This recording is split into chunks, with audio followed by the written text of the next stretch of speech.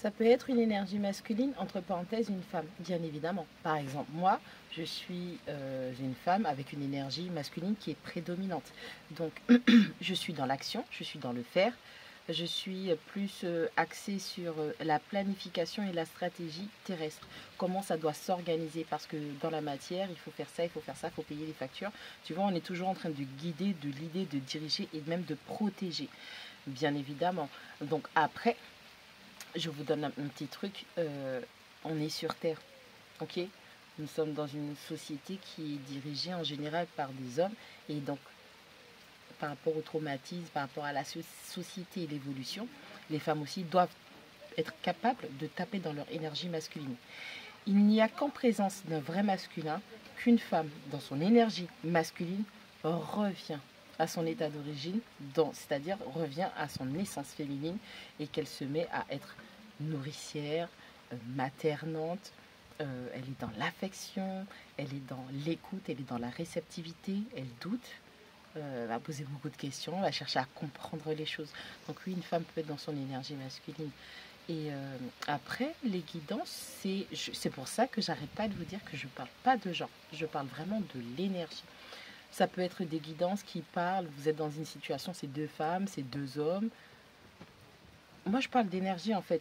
Votre... Comment on appelle ça? J'en perds mon latin. Euh, Votre orientation privée, je m'en carre les saucissons, en fait. C'est vraiment, je parle juste au niveau des énergies. Et donc, si c'est une femme qui a ce comportement masculin, qui est en mode, écoute, time is money. J'ai pas le temps pour tes sentiments, j'ai pas le temps pour tes émotions. Il y a ça à faire, il y a ça à faire, on doit faire ça, il faut protéger ça, il faut bâtir ça, il faut construire ça, il faut surélever ça, il faut mettre ça à niveau. C'est l'énergie masculine. Ok. Je rappelle que le masculin n'est pas du tout dans l'émotion, l'émotivité, dans les sentiments. Ça, c'est strictement l'énergie féminine qui, c'est important et elle met ça en avant.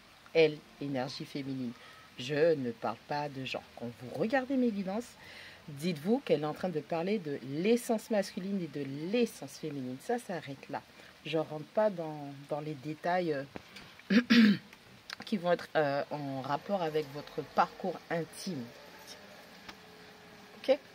Mais vraiment, oui, les femmes, elles sont... On est en 2024, quoi.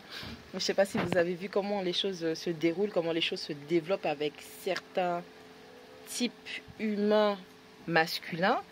Mais les femmes, bah, elles sont dans une phase où elles sont obligées de taper dans leur énergie masculine parce que sinon les factures ne seront pas payées. Et arrêtez de dire que les femmes sont, elles sont vénales, elles sont matérialistes, elles aiment l'argent. Ok, on est sur Terre. Bordel de merde. On est sur Terre, ok? Les factures, ça se paye. Je ne vais pas aller cligner des yeux comme ça et puis DF va me dire non, en fait, d'accord. Oh mon Dieu, tes yeux, tu clignes trop bien des yeux, on va pas te faire payer la facture. Non, on est sur Terre. À un moment, il faut arrêter. Donc, si vous avez aussi des personnes en face de vous, des masculins qui vous disent que non, un homme, non, c'est 50-50, qu'est-ce que tu ramènes à la table? Sur la table, ben, j'ai envie de te dire, tu peux le faire toute seule. Ok? Les femmes n'ont plus besoin d'un homme. Les femmes n'ont pas besoin d'un homme. Mais par contre, dans leur état, dans leur bien-être, dans ce qu'elles ont pu accomplir pour elles, les femmes choisissent sur quel homme elles vont miser. Et miser sur un homme, l'énergie féminine, quand elle mise sur un homme, le soutien, le réconfort, être derrière, c'est la petite voix qui chuchote les bons ou les mauvais trucs. Bref, elle est derrière en tout cas, d'accord? La femme de l'ombre, ok? Vous pouvez aussi voir des déséquilibres, c'est pas souvent, c'est pas tout le temps comme ça dépend des personnes. Vous allez aussi voir un masculin qui est totalement déséquilibré, dans le sens où quand il est avec une féminine, il peut être très très apaisé, puis du jour au lendemain, il commence à être très dans la guerre. Ok, vous allez me dire c'est la nature masculine, mais la féminine apaise énormément le masculin.